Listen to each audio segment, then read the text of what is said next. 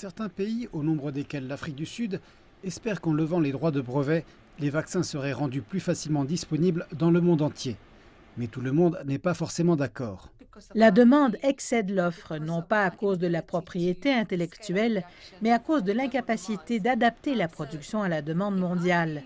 Donc, si la propriété intellectuelle est un obstacle, elle pourrait être un obstacle à l'avenir. Mais au moment présent, ces vaccins, à mon avis, ne représentent pas une grosse somme d'argent. Ils coûtent entre 10 et 35 dollars et un grand nombre de problèmes viennent de ce qu'un grand nombre de pays a préparé ces vaccins. Ils ont signé des contrats avec les fabricants longtemps avant que les vaccins ne se soient révélés efficaces et les compagnies pharmaceutiques ont du mal à satisfaire leurs engagements. Si les droits de la propriété intellectuelle étaient levés, il subsisterait d'autres sujets d'inquiétude pour les experts. Nous devons nous assurer que quiconque l'obtient, même si nous faisons fi de la propriété intellectuelle, il y a un moyen de garantir que ce soit des vaccins de bonne qualité qui soient produits en masse. Cela m'inquiète lorsque nous considérons le fait que l'usine de Baltimore, qui produisait aussi bien du Johnson & Johnson que de l'AstraZeneca, a connu une contamination.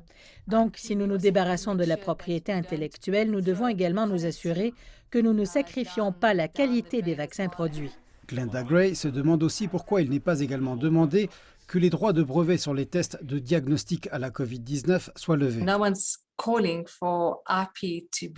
Personne ne demande que la propriété intellectuelle soit abandonnée pour les diagnostics. Or, les diagnostics impliquent de plus grandes sommes d'argent parce qu'ils sont répétés à de multiples reprises. Or, cette demande n'est pourtant pas faite. Il me semble étrange que l'on ne se concentre que sur un médicament ou sur un vaccin, mais que la question des diagnostics ne soit même pas posée. Quelle que soit la décision de l'OMS, de nombreuses personnes dans les pays les plus pauvres sont toujours privées d'accès aux tests et aux vaccins. Et la question de savoir si cela a à voir avec la levée des droits de brevet ou avec la capacité de production demeure un point contesté. D'après les experts, ce qui est requis est un investissement public dans la capacité de production, afin que ces vaccins puissent être produits. Et cela doit être effectué dès que possible.